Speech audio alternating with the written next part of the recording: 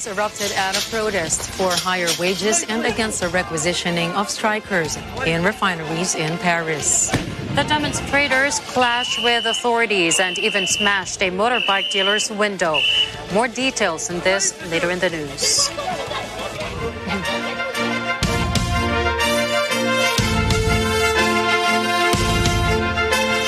Good evening. I'm CJ Hero. And I am Nina Richie Alago Flores. This is Mata ng Agila International. And now for the headlines. Amid detection of new COVID-19 Omicron subvariants and variants, the government will push through full implementation of in-person classes for all public schools in November. The Department of Health approves Sinovac vaccine for children aged 6 to 17. Tropical depression Oben decelerates but may gradually intensify into a tropical storm before the week ends. Yangon prison blasts in Myanmar kill 8 and injure 18 others. And North Korea fires artillery in the buffer zone as Seoul cries foul.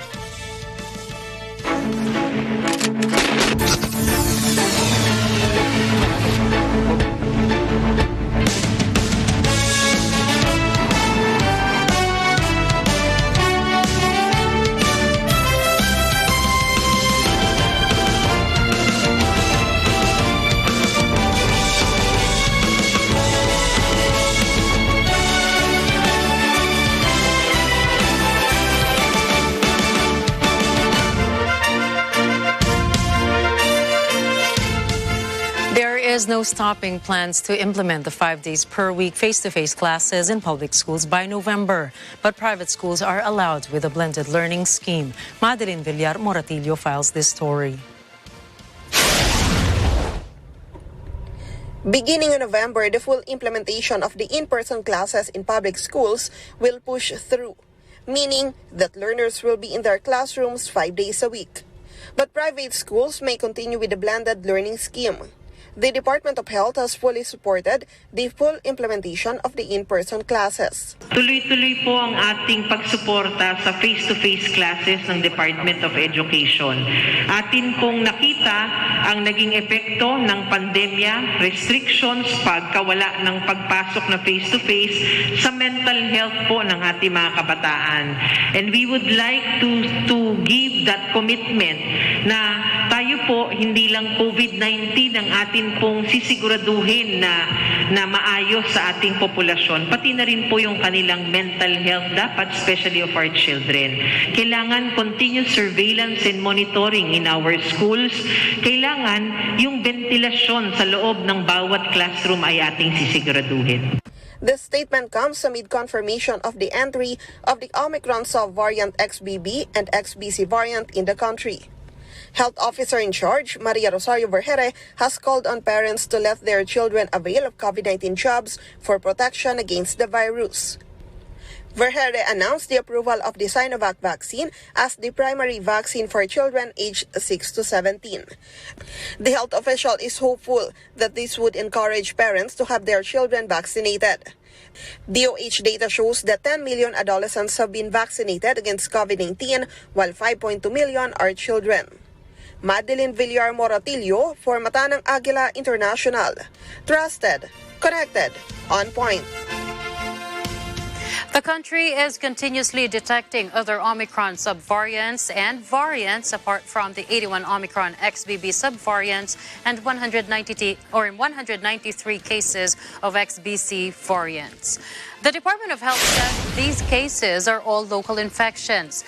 In its latest genome sequencing, the DOH has detected 246 cases of the BA2320 variant, 7 of which are still active. 220 have recovered and 19 others are still under verification.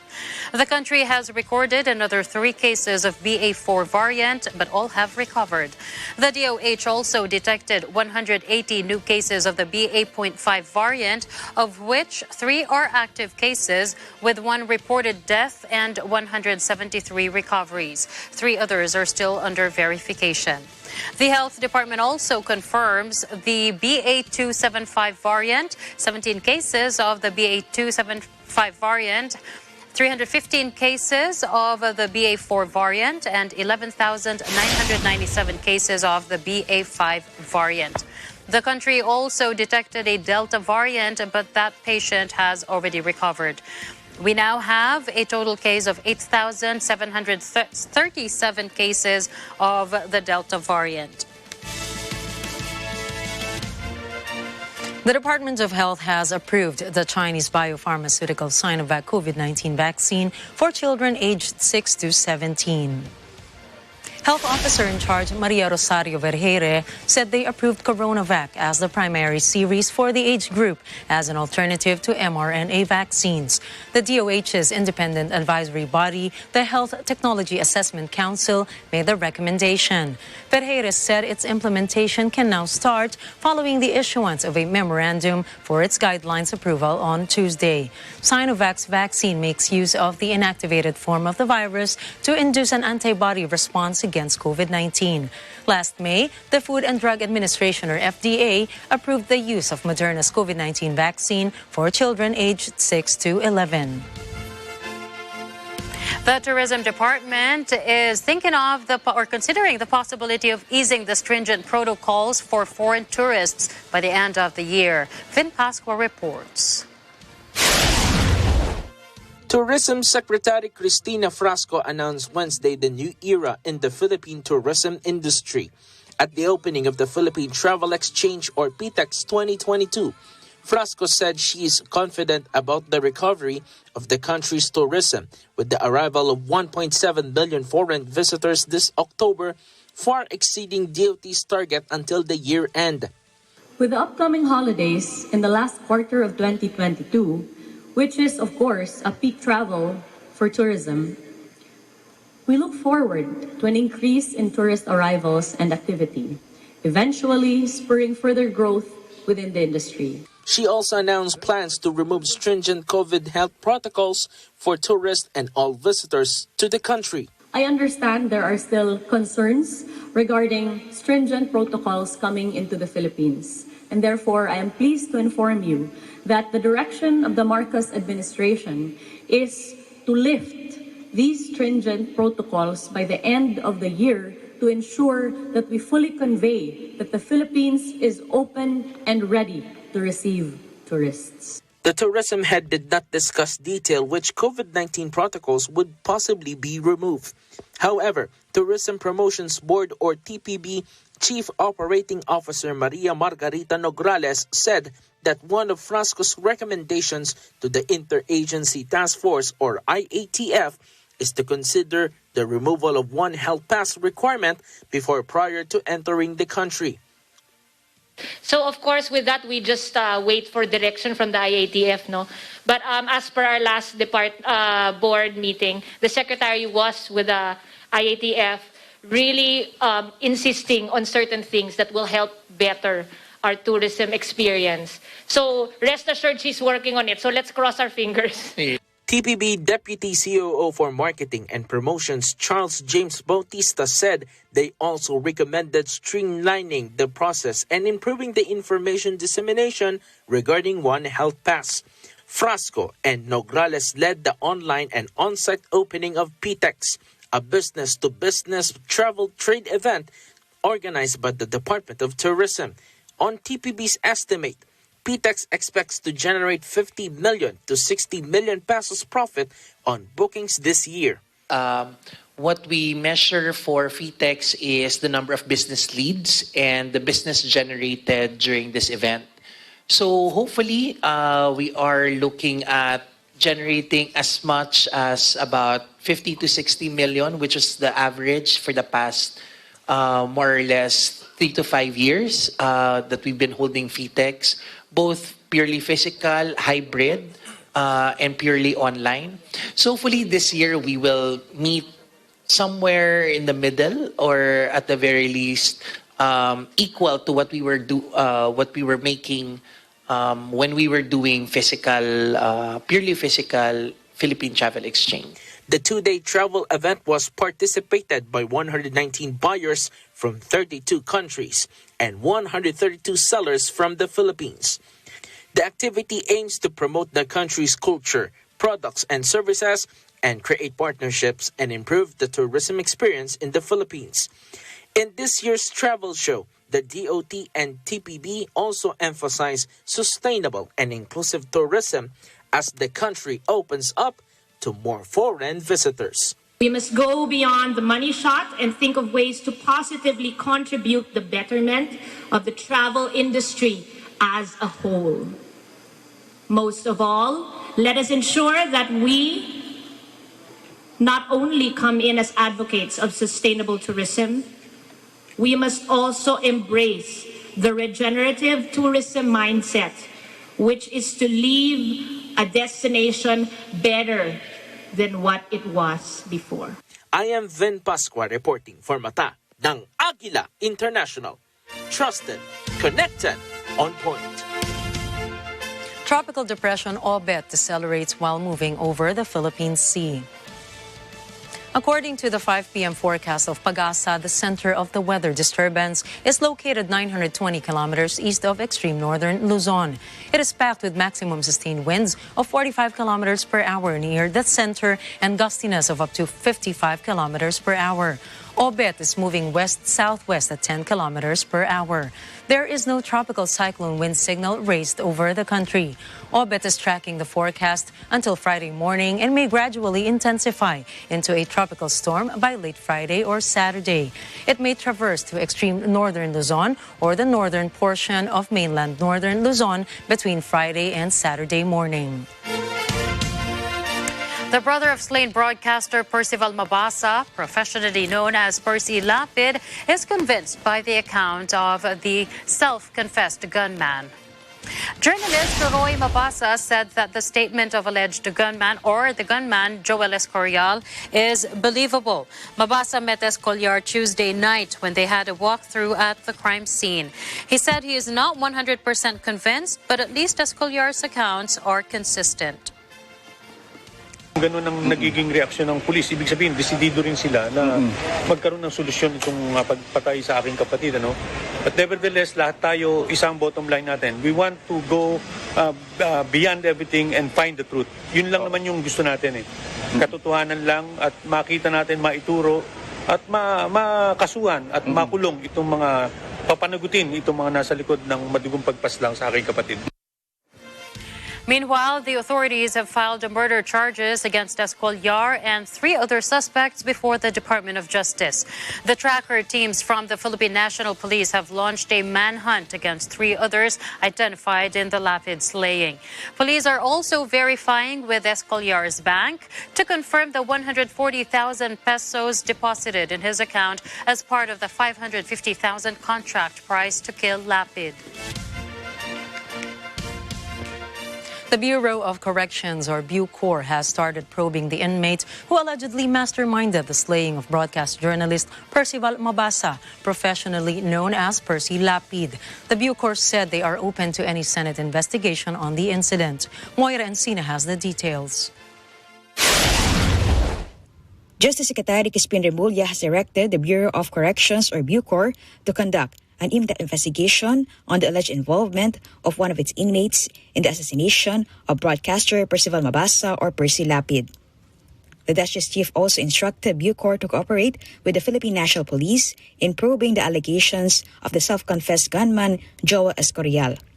Bucor Deputy Director General Gabriel Chaclag added that after learning about alleged gunman's statement implicating a Bilibid inmate, they immediately ordered New Bilibid Prison Superintendent to investigate. Chaclag gave assurance that the agency is one with the police authorities in its pursuit of truth and justice in Mabasa's case. Bucor said its policy does not allow prisoners to communicate outside in an attempt to aid in committing crimes that endanger society. Moreover, Bucor said it is open to any investigation to shed light on the gunman's allegation. Bucor insists that the agency is serious in its duty and ready to make adjustments in the prison system if there are lapses. Chaclag said they do not allow cell phones inside the Bilibid. Even prison officials are not exempt from the policy. Moira Encina reporting for Mata ng Agila International. Trusted, connected, on point. The House of Representatives moves to block plans by the Bangko Sentral ng Pilipinas or BSP to raise interest rates on credit cards. Vic Sumentak has the story. House Committee on Ways and Means Chairman and Albay Representative Joey Salceda said that Congress would scrutinize plans to raise credit cards interest rates by the Bangko Sentral ng Pilipinas or BSP. Salceda said that although the BSP is independent in its decision on the country's monetary policy, Congress has an oversight power to review the policies of constitutional and quasi-judicial bodies. Salceda stressed that the BSP charter mandates that it submit a report to Congress regarding its decision on any policies or guidelines. The lawmakers reacted to the statement made by BSP Governor Felipe Medalla that they will raise the current monthly 2% interest rate cap on credit cards holders, equivalent to 24% per annum. Salceda added the move will burden middle-class credit card holders, especially now that the economy continues to suffer due to the COVID-19 pandemic and other external factors that cause higher inflation rates and foreign exchange rates. The salon also added that the existing 24% per annum interest rates on credit cards are not far from the interest rates imposed by Malaysia, which are at 17.5% per annum, Singapore with 28%, and Indonesia at 24%.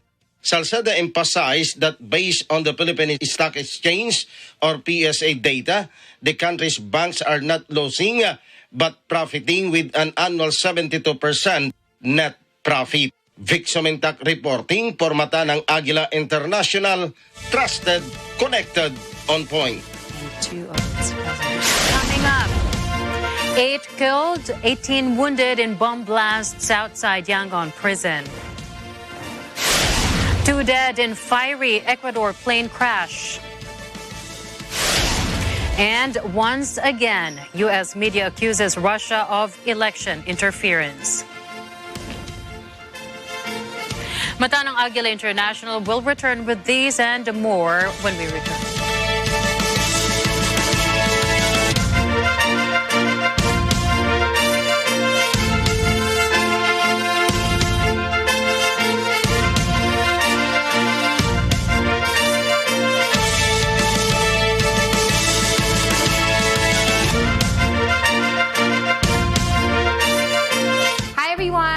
Si Pauline Luna Soto of Love, Bosling, and Tally.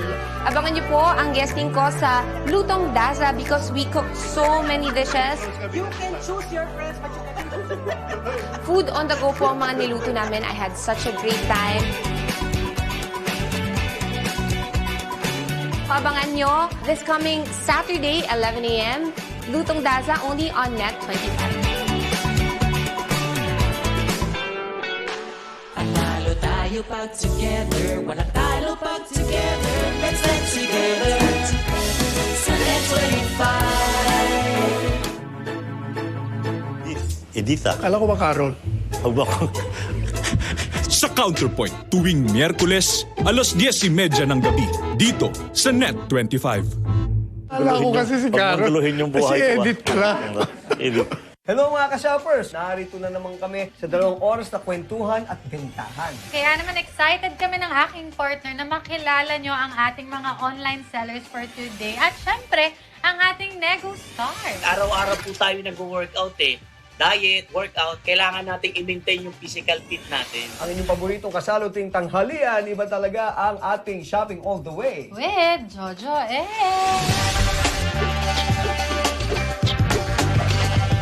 Panalo tayo pag together, wala talo pag together, let's get together sa Net 25.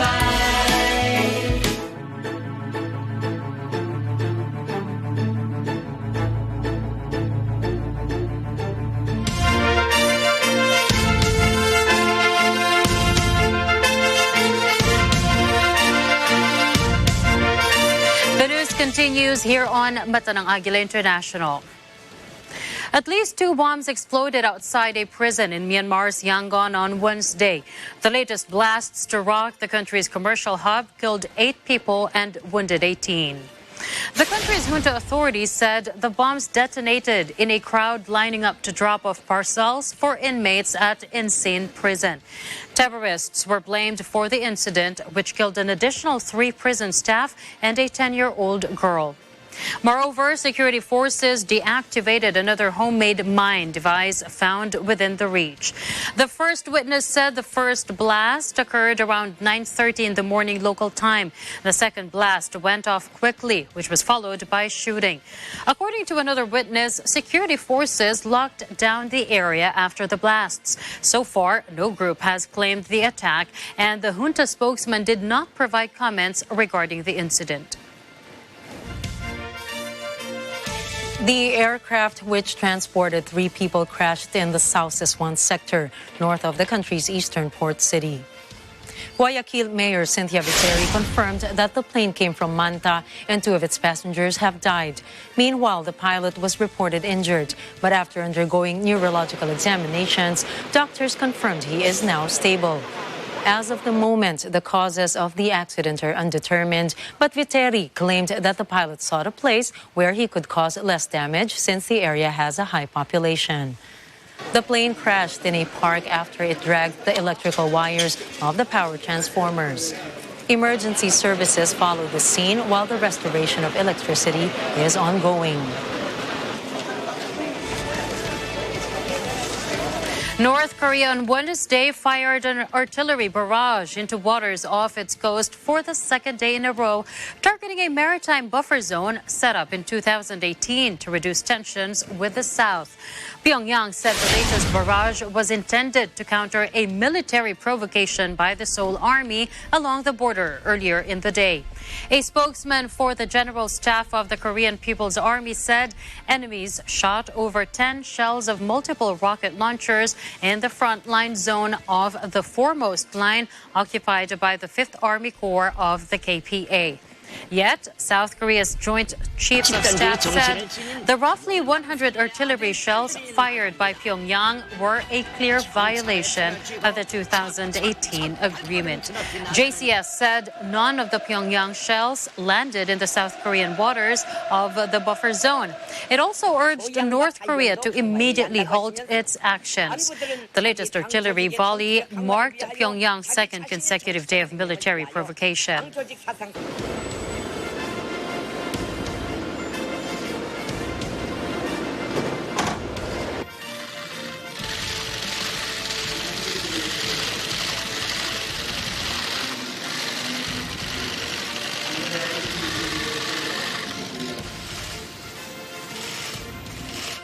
110 Russian civilian sailors returned from Ukraine after 6 months of captivity. They were part of the prison swap deal between the 2 warring countries. Talking to RT News, the sailors described their life in Ukrainian captivity with Murad Gazdiv. Let's watch this.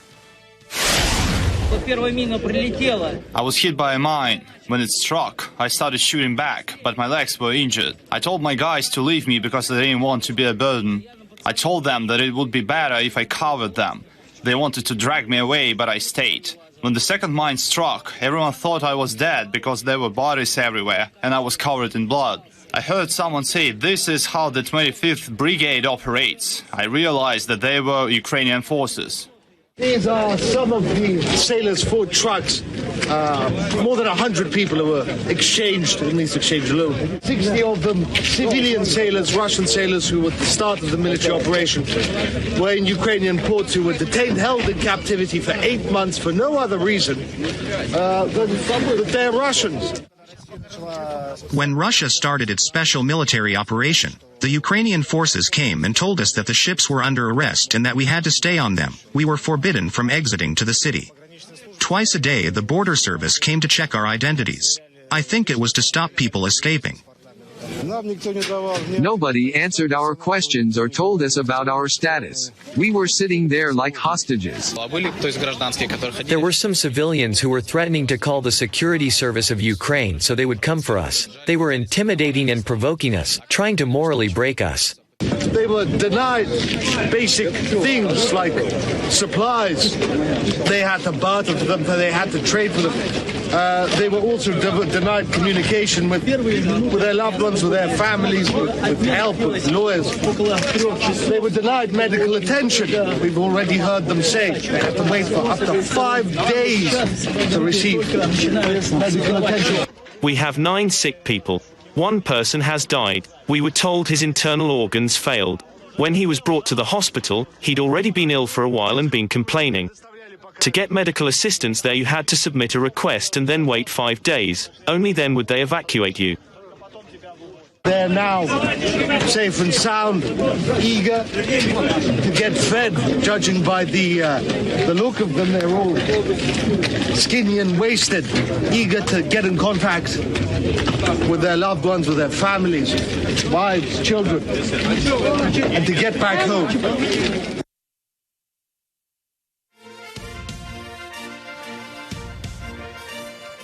According to RT News, Yahoo News has suggested that by driving up inflation through the Ukraine crisis, Moscow has tipped the winning scale against the U.S. Democrats. RT News cited Rick Newman, a Yahoo News senior columnist, who wrote that when U.S. voters struggle, they blame incumbents, which is why President Joe Biden and his fellow Democrats face long odds of keeping control of Congress in November. Newman also wrote that Russian acts of aggression, both military and economic, are probably the biggest factors pushing food and energy prices higher. RT News said that Newman also claimed that U.S. security experts expect Russian hackers to stir up trouble by targeting voting systems as the November 8 midterms approach. In the past, Democrats have blamed the Kremlin and President Vladimir Putin for a wide range of political setbacks, from Hillary Clinton's presidential loss in 2016 to record high U.S. gasoline prices earlier this year. The Moscow-affiliated news agency also cited that even the 22-month Mueller probe from 2017 to 2019 also failed to find evidence that former POTUS Donald Trump colluded with Russia to defeat Clinton.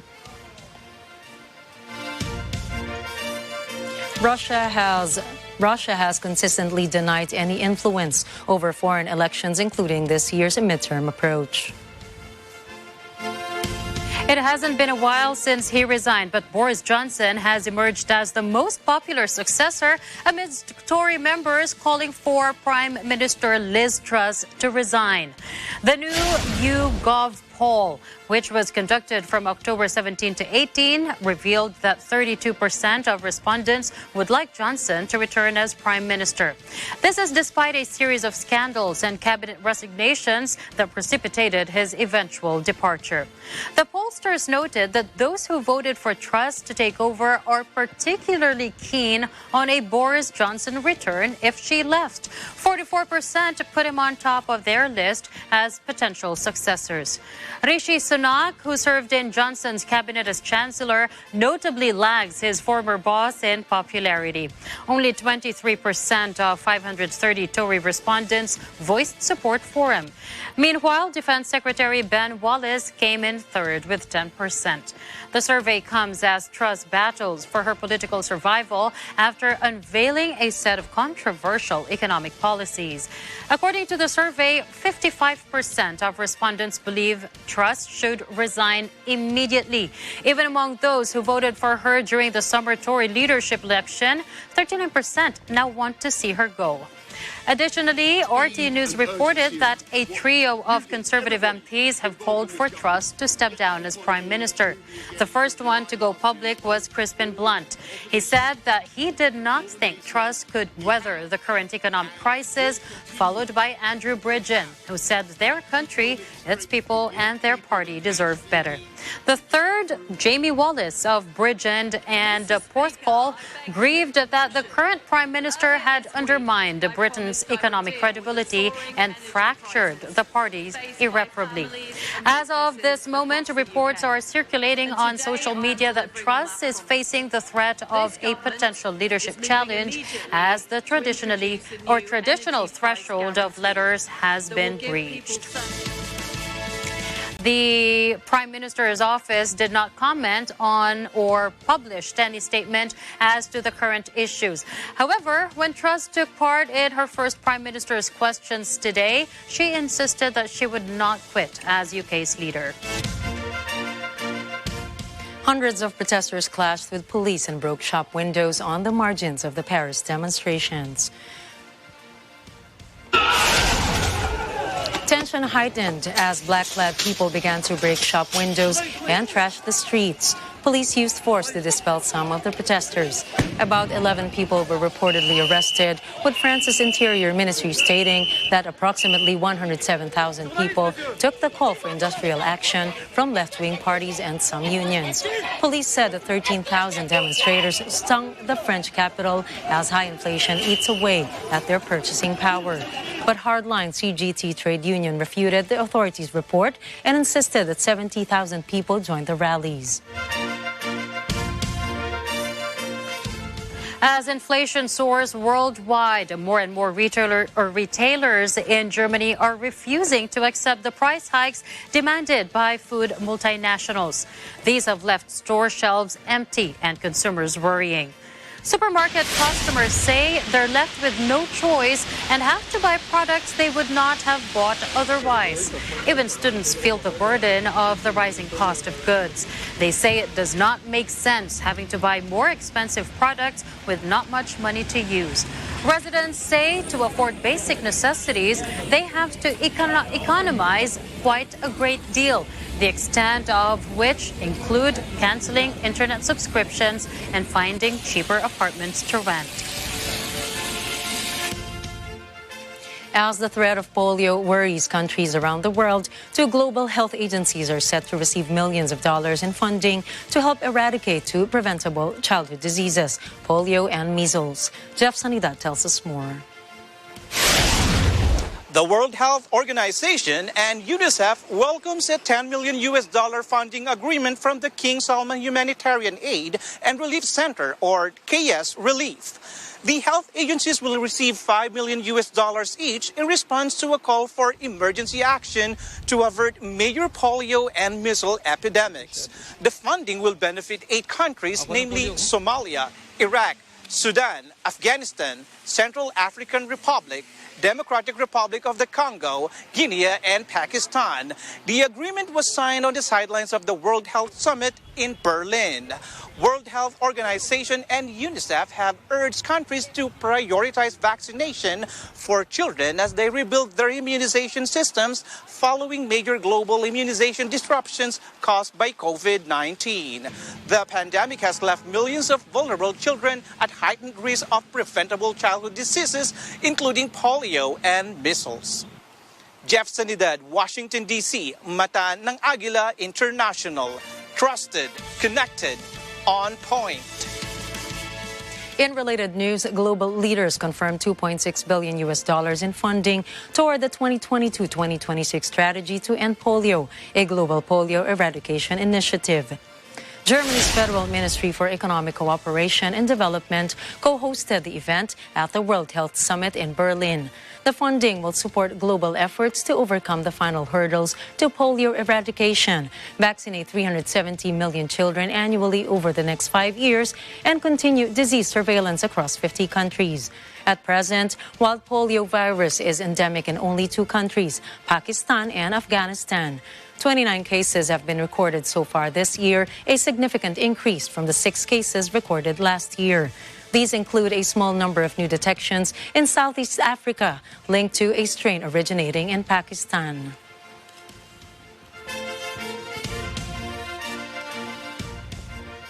Russian President Vladimir Putin signed a decree declaring martial law in the Kherson and Zaporizhia regions, the Lugansk People's Republic and the Donetsk People's Republic during today's meeting of the Security Council of the Russian Federation. The decision was made in light of allegations that Kyiv is preparing a significant onslaught against the Kherson region's capital. In order to discuss the situation in Ukraine and the Russian areas surrounding the conflict zone, the Russian president called a meeting of the Security Council on Wednesday. At a meeting of the Russian Security Council, Putin declared that he signed a decree on the introduction of a state of martial law in these four constituent entities of the Russian Federation. He said the decree will immediately be sent for approval to the Federation Council, and the State Duma will be informed of the decision. Putin gave the government the order to establish a special coordinating council under the direction of the Prime Minister Mikhail Mishustin to coordinate efforts to enhance security. Last month, referenda were held in the four formerly Ukrainian regions to ask Moscow to recognize them as part of Russia. Kyiv declared the vote invalid and promised to annex the territories via force. Up next, Venezuelans seek refuge in Mexico after a new U.S. immigration policy. China lodges formal complaint with Britain over consulate clash. And inequities found in flu vaccine uptake in U.S. These and more stories from around the globe when Agila International returns.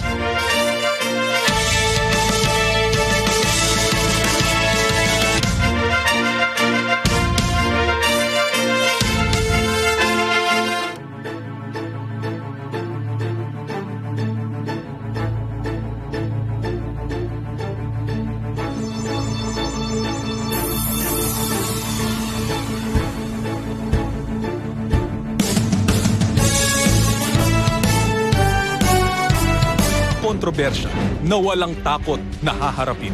Pagpasok niyo, alam ko, maraming mga korupsyon sa loob ng militar. How did you handle it? Ako naman ay umaayon lang ako dun sa mga policies ni President na ayaw na ng korupsyon. Mga katanungan na sasagutin.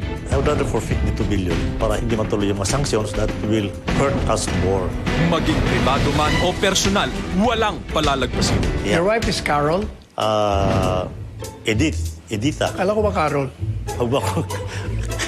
Sa Counterpoint, tuwing Miyerkules, alas 10:30 ng gabi, dito sa Net 25. Kala ko kasi si Carol. Pagmanguluhin yung buhay kasi edit pala. Edit.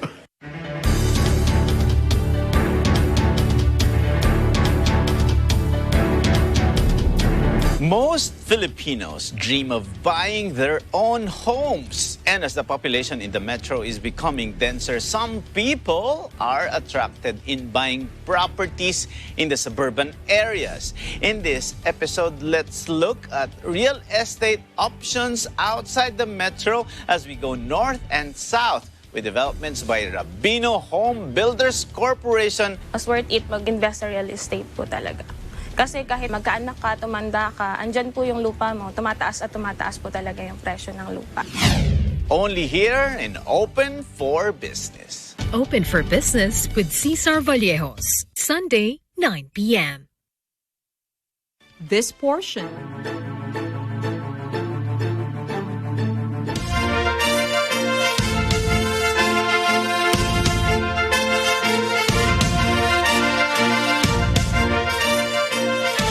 Migrants, mostly Venezuelans, line up outside the Mexican Commission for Refugee Assistance in Mexico City. Most of them opted to stay in Mexico following the United States implementation of its new immigration policy. The migrants implore the Mexican government to help them and their families, allowing them to have work permits and their children to go to school. These requests, they say, are basic things people need: health, work, food, and education. For others who do not seek refuge, they understand that their fate now resides with immigration officials. Venezuelans living in Mexico believe the country has many job opportunities and that its doors are open. China said it has lodged a formal complaint with Britain over an altercation between its diplomats and a Hong Kong protester on the grounds of its Manchester consulate. The incident, in which a protester was dragged and assaulted by a group of men, has drawn condemnation in Britain and triggered an international row that saw the UK Foreign Office summon a senior Chinese diplomat. Beijing said that its diplomats cannot be charged for the altercation. According to Foreign Ministry spokesman Wang Wenbin, the unruly harassment and illegal entry to the Chinese Consulate General in Manchester caused the Chinese personnel to be wounded and threatened the security of the Chinese premises. Beijing already made representations to British authorities and urged London to do more to protect Chinese diplomats. Meanwhile, UK Parliament's Foreign Affairs Committee, Alicia Kearns, pointed out that Chinese Consul General Zheng Xiyuan was at the scene and ripped down posters during the peaceful protest. Zheng is one of Beijing's most senior UK diplomats. The protest happened as China unfolds its 5-yearly Communist Party Congress, where a historic third term of power for President Xi Jinping is expected to be handed. Cambodian opposition leader Kem Sokha called for a swift verdict in his treason trial after long-dragging proceedings.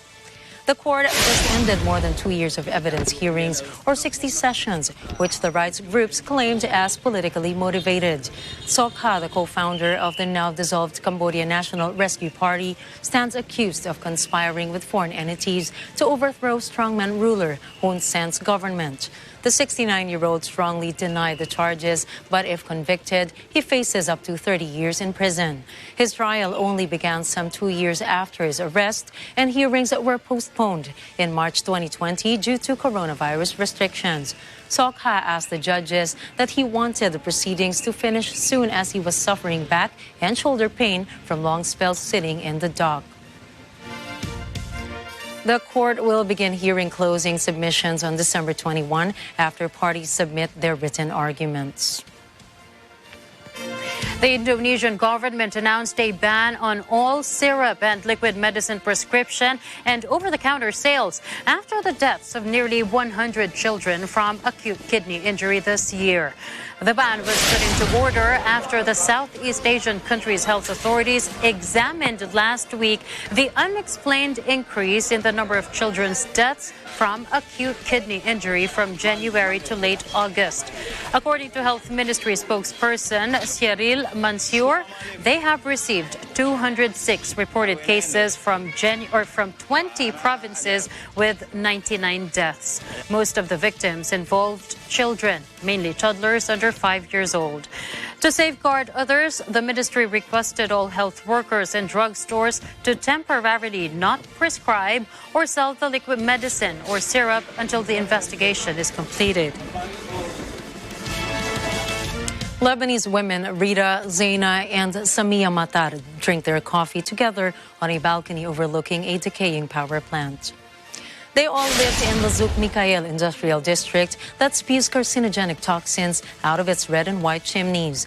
The experts believe that the air pollution around the area means people are more likely to develop cancer and respiratory disease than anywhere else in the crisis-torn country. Zaina said that her sister passed away 4 years ago due to pulmonary issues. She also said that many people in the neighborhood share a similar disease to that of her sisters.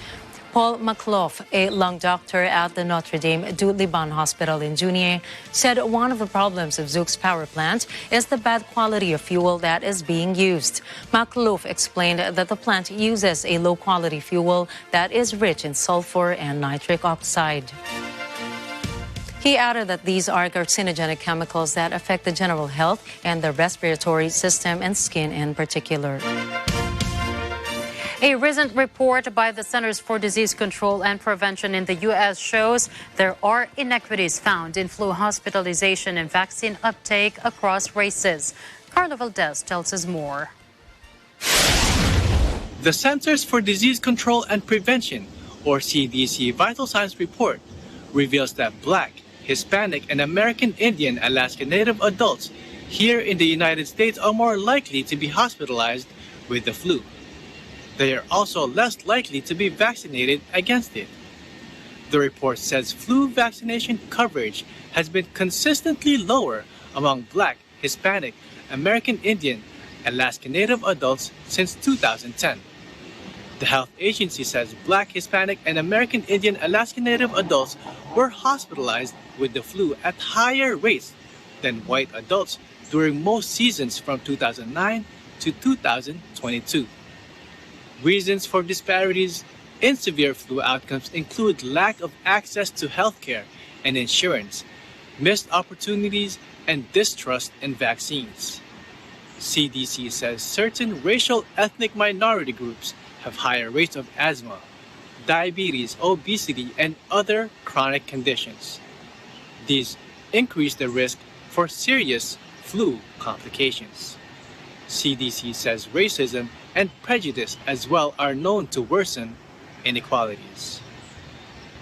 Carlo Valdez, Union, New Jersey, Mata ng Agila International. Trusted, connected, on point.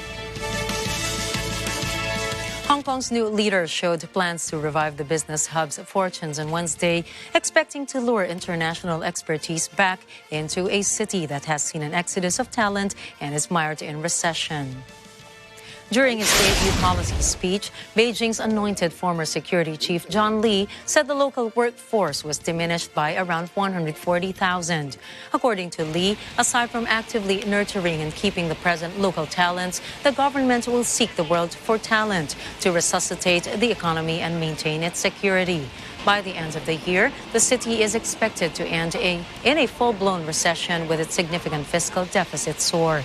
Lee showed a blueprint for reversing the downturn, and he announced a new $3.8 billion investment fund to attract overseas businesses. Additionally, the government pledged to give preferential treatment to the top talent and graduates of 100 universities around the globe who have relevant working experience to earn 2.5 million Hong Kong dollars or more yearly.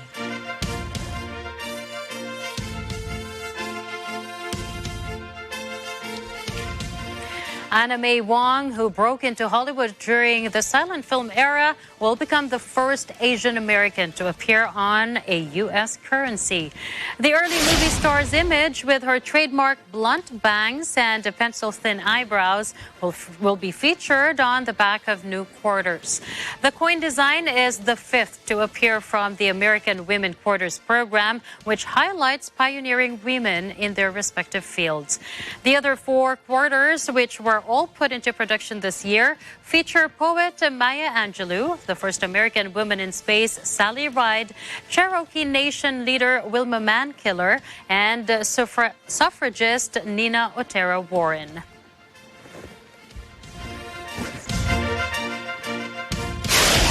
Coming right up, Philippine Peso hits 58.94 against the U.S. dollar.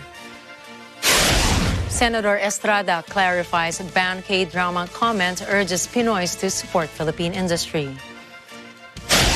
And Daniel Craig receives the same royal honor as James Bond. Please stay tuned. We will be right back after this short break.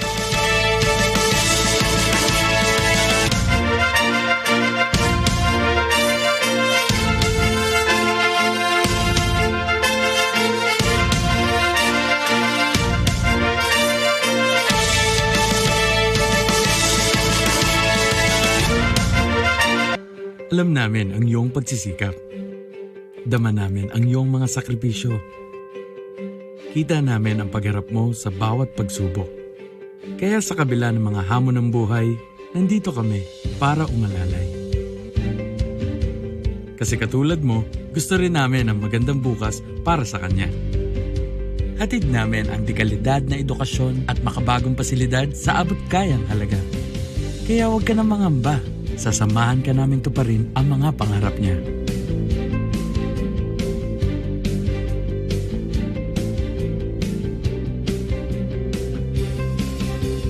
Maaasahan mong sulit dito ang mga pinagsikapan mo.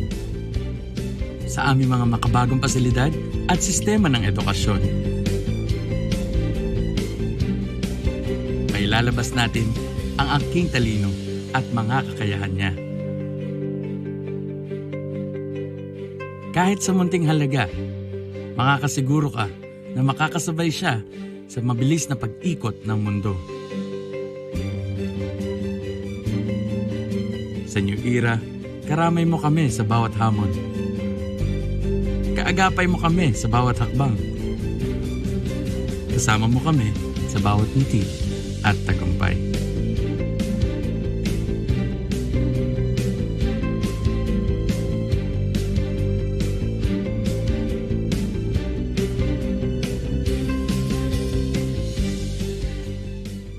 Hello mga ka-shoppers! Narito na naman kami sa 2 oras na kwentuhan at bentahan. Kaya naman excited kami ng aking partner na makilala nyo ang ating mga online sellers for today. At syempre, ang ating Nego Star. Araw-araw po tayo nag-workout Diet, workout, kailangan nating i-maintain yung physical fit natin. Ang inyong paboritong kasaluting tanghalian, iba talaga ang ating shopping all the way. With Jojo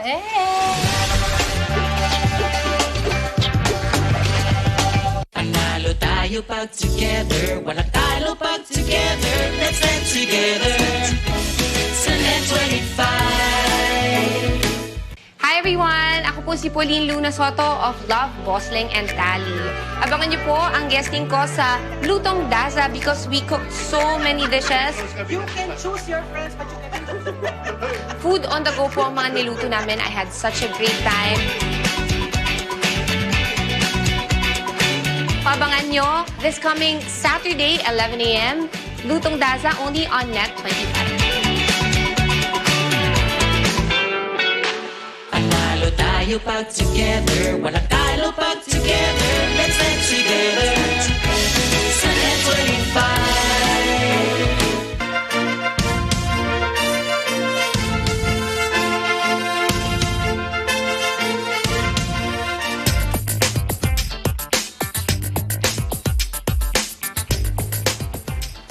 The Philippine peso hit 58.94 versus the US dollar this Wednesday.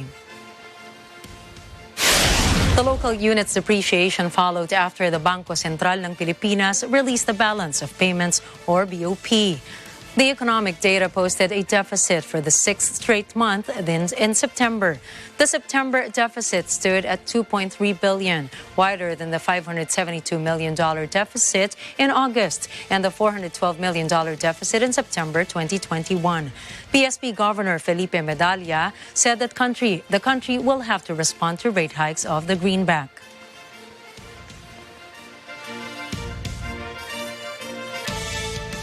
The Monetary Board of the PSP is set to meet on November 17 to discuss financial policies.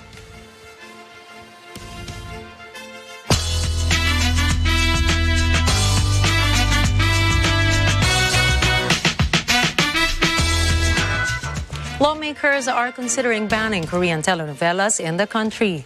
Know the reason why in this report by Mean Corvera. Senator Jinggoy Estrada said he is considering proposing the banning in the country of Korean drama and series. At the budget hearing of the Film Development Council of the Philippines, Estrada said the popularity of K-drama has shifted Filipino fan base support to Korean artists. As a result, this affected the country's film industry, and a number of Filipino artists as well as those working in the film production are now jobless. Obserbasyon, pag patuloy tayo na nagpapalabas ng Korean telenovela, ang hinahangaan ng ating mga kababayan, itong mga Koreano. At nawawalan ng trabaho at kita yung ating mga artistang Pilipino. Kaya minsan mapasok sa aking isipan na iba na itong mga telenovela ng mga foreigners na dapat ang mga artista natin Pilipino na talagang may angking galing sa pag-arte, ayun man talaga dapat ang ipalabas natin sa sarili natin bansa. But Estrada's proposal draws criticism. Hannah, a K-drama lover of the army, said these shows should not be banned in the country, especially since the Philippines is a democratic country. Fans like her cannot be blamed if they prefer watching a K-drama and other foreign series. She added that the Korean series are inspiring and provide different storylines. Hindi siya yung common, lagi na storyline yung parang laging nagselos dito, nagkaroon ng away, pamilya, ganyan. Parang lagi may pagbago sa nila, sa mga style ng nila, ng drama. Unlike dito sa Pilipinas, parang nakakaumay na kasi yung ganun yung alam mo na, yung predictable ba yung story. Open tayo na panoorin yung ng Korean dramas, yung culture nila. Ganun din naman sa Japanese drama. Kasi nanonood din ako ng Japanese, nanonood ako ng Chinese. Maganda, may potential naman talaga yung yung sa Filipino dramas. Yun lang siguro talagang kulang lang sa support, tsaka yung parang creativity. Minsan idagdagan pa. National Irrigation Administration Chief Benny Antiporda said he also falls in love with the K-drama during the height of the pandemic. Well, of course, medyo kakaiba kasi yung napapanood natin, yung style nila, nung filmmaking nila, iba rin. So, meron din naman na itutulong sa atin. No? But of course... But instead of banning the Korean series, it should be limited and the local film industry should learn how they make good programs. For us to learn also the culture of the Koreans, makita natin kung ano rin yung maganda sa kanila na pwede rin natin gawin dito at ano naman yung maganda sa atin na mas mapabubutihan pa natin dahil mas magaling tayo sa kanila. Even Cavite Governor John Vic Remulla said the public should be given the freedom to choose what entertainment content suited their taste. He admitted that he is also a fan of K-pop and K-drama since these shows inspire and give hope to Filipinos. Meanwhile, Senator Estrada clarified the statement and said he is not planning to ban the K-dramas in the country. He mentioned it out of frustration because the Filipino film industry is gradually weakening and many are now affected. I said that out of frustration. I only said that out of frustration. I do not have anything against Korean telenovelas. Mahal ko lang ang sarili natin, mga Pilipino. Pero proteksyonan ko lang yung ating mga artista na hindi nabibigyan ng may pakita naman ang kanilang galing sa pag-arte. Apila niya sa mga kababayang Pilipino, ibalanse ang ibinibigay na suporta sa mga pelikulang Pilipino. Kailangan mabigyan talaga ng suporta yung ating pelikulang Pilipino. And we can learn so much from the Korean. He also appealed to the Filipino audience to balance their support for the Filipino film industry. FDCP chairperson and actor Tirso Cruz III said he understands Estrada's frustration, especially the local film industry lacks support.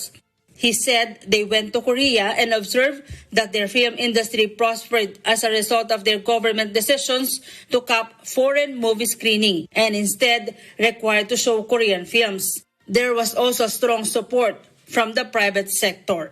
I think yung government nila ata and private sector nagbigay ng $500 million for their industry, for their filmmakers to make 25 films.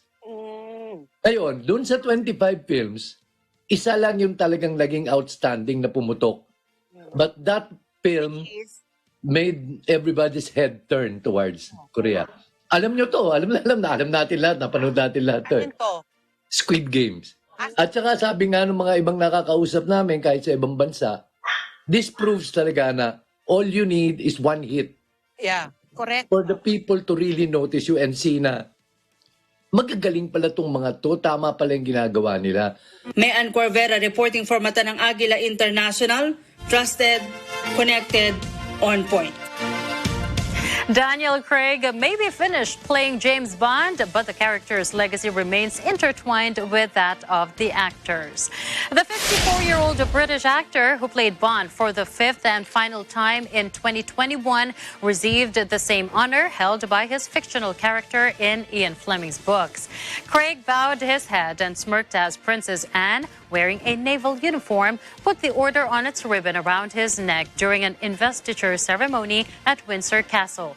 The royal family's official Twitter account wittingly captioned its photograph with a line famously used in the Bond series. And Craig received the honor for his outstanding contribution to film and theater.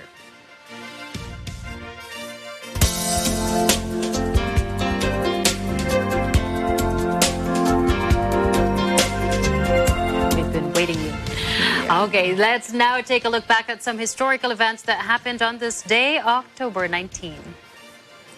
In 1886, George Bocobo, who translated Dr. Jose Rizal's Noli Me Tangere and El Filibusterismo into English, was born in Gerona, Tarlac. In 1943, researchers at Rutgers University in New Jersey, USA, isolated streptomycin, which became the first antibiotic remedy for tuberculosis. And in 2005, the Iraqi Special Tribunal started the trial of deposed President of Iraq, Saddam Hussein, and 7 other defendants for crimes against humanity. It is Wednesday, and to help you go through this week, here's a quote from David Brinkley, an American journalist. A successful man is one who can lay a firm foundation with the bricks others have thrown at him. Use them to your advantage. And that's a wrap for tonight's news. Catch the latest updates on our social media channels. I'm CJ Hero. And I am Nina Richielago Flores. Please stay tuned for with former Defense Secretary Delfin Lorenzana. This is Matanang Agila International. Trusted, connected, on point.